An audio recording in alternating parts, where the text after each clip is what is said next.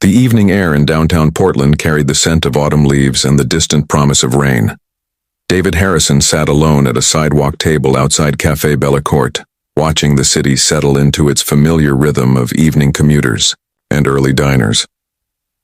At 62, he had learned to appreciate these quiet moments between meetings, when the demands of running Harrison Industries seemed to fade into the background. The pasta arrabbiata sat half-finished on his plate. His appetite had diminished lately, a casualty of too many business dinners and the lingering grief that still visited him unexpectedly. It had been 2 years since Patricia's passing, and though the sharp edges of loss had softened, solitary meals still felt incomplete. David glanced at his watch, a vintage Rolex that Patricia had given him for their 25th anniversary. The board meeting wasn't until tomorrow morning, and his hotel room held little appeal. He'd grown accustomed to extending these simple pleasures, finding comfort in observing the life that flowed around him on the busy street. A young woman approached the cafe's outdoor seating area, moving with the careful steps of someone carrying precious cargo. She held a baby close to her chest, wrapped in what appeared to be a hand-knitted blanket. Her blonde hair was pulled back in a simple ponytail, and her clothes, while clean, showed the wear of difficult circumstances. David watched as she paused near the restaurant's entrance, her eyes scanning the outdoor diners with a mixture of hope and hesitation. There was something in her posture that spoke of quiet desperation held in check by dignity. When their eyes briefly met, he saw not just need, but intelligence and strength. The woman approached his table with measured steps, stopping at a respectful distance. "Excuse me, sir," she said, her voice soft but clear. "I'm sorry to bother you, but I noticed you weren't finishing your meal. May I have your leftovers?" The question hung in the evening air between them. David had been asked for money countless times over the years, but never quite like this. There was no aggression in her request, no manipulation. Just honest need, stated simply. He looked at her more closely. She couldn't have been more than 25, with eyes that held the particular exhaustion that comes from sleepless nights with a young child. The baby in her arms stirred slightly, making small sounds that any parent would recognize. "Of course," David said, pushing his chair back. "Please, would you like to sit down?" The woman hesitated. "I don't want to intrude on your evening." "You're not intruding," David replied gently. "I was just finishing up anyway. Please." She settled carefully into the chair across from him, adjusting the baby with practiced ease. The infant appeared to be perhaps 4 months old, with tiny fingers that occasionally escaped the blanket to grasp at air. "I'm David," he said, signaling the waiter. "Christina," she replied, "and this is Lily." The waiter approached, and David ordered another portion of the pasta, along with bread and a cup of tea. "The food here is quite good," he explained to Christina. "You shouldn't have to settle for leftovers." Christina's eyes filled with tears that she quickly blinked away. "You don't have to do that. I didn't mean to." "I know what you meant," David said softly, "but I'd like to buy you dinner if you'll allow me." As they waited for the food to arrive, Christina told him pieces of her story. She had come to Portland 6 months ago, fleeing an abusive situation.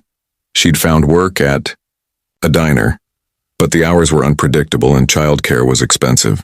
2 weeks ago, the diner had closed suddenly, leaving her without income. "I've been staying at the women's shelter," she explained, gently rocking Lily. "But there's a waiting list for the longer-term programs. I have a job interview tomorrow, at a hotel downtown, housekeeping position. It's not much, but it's a start." David listened without interrupting, recognizing the courage it took to share such personal details with a stranger. He thought of his own daughter, Sarah, now 35, and living in Seattle with her family. What if she had ever found herself in such circumstances? When Christina's meal arrived, she ate slowly, savoring each bite while keeping one hand free to comfort Lily. David found himself thinking about the countless business dinners he'd attended, the expensive meals that had become routine, meaningless. "How old is Lily?" he asked. 4 months next week, Christina replied, her voice warming as she looked at her daughter. She's been such a good baby through all of this. Sometimes I think she understands that we're in this together." David smiled. "Babies are more perceptive than we give them credit for. My daughter was the same way when she was small. She seemed to sense when Patricia and I needed her to be patient with us as we learned to be parents." "You have a daughter?" "Sarah. She has 2 children of her own now, 8 and 10. David pulled out his phone, showing Christina a recent photo from his granddaughter's school play. Time moves so quickly. One day you're worried about teething and sleepless nights, and the next thing you know, you're watching them graduate from college. They talked as the evening deepened around them. Christina shared her dreams of finishing her nursing degree someday, of giving Lily the stable life she deserved.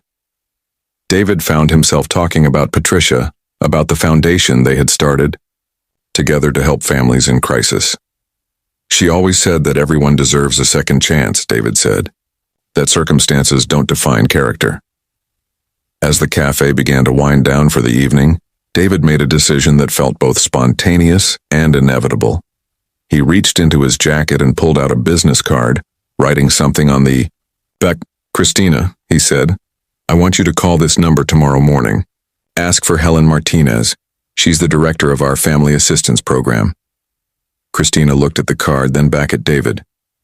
"I don't understand." "The Harrison Foundation provides emergency support for families in transition. Temporary housing, assistance, childcare vouchers, job placement services. It's what we do." Christina stared at the card, her hands trembling slightly. "But why? You don't even know me." David was quiet for a moment, watching as Lily opened her eyes and gazed around with the unfocused wonder of infancy.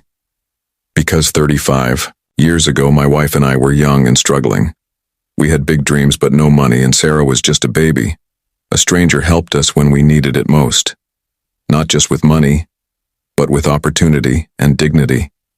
He paused, remembering. "That man, Mr. Kowalski, gave me my first real job. He saw something in me that I couldn't see in myself at the time. He taught me that success isn't just about what you achieve, but about what you make possible for others." Christina wiped away tears that had begun to fall freely. "I don't know what to say." "Say you'll call Helen tomorrow. Say you'll let us help you get back on your feet." "I will," Christina whispered. "Thank you." As they prepared to part ways, David watched Christina gather her things with careful attention to Lily's comfort. There was something profound in witnessing a young mother's devotion, the way love could persist and even flourish in the most challenging circumstances. "Christina," he said as she stood to leave, "that job interview tomorrow, what time?" 10 o'clock at the Marriott downtown. David smiled. "The general manager there, Tom Bradley, is an old friend. I'll give him a call tonight.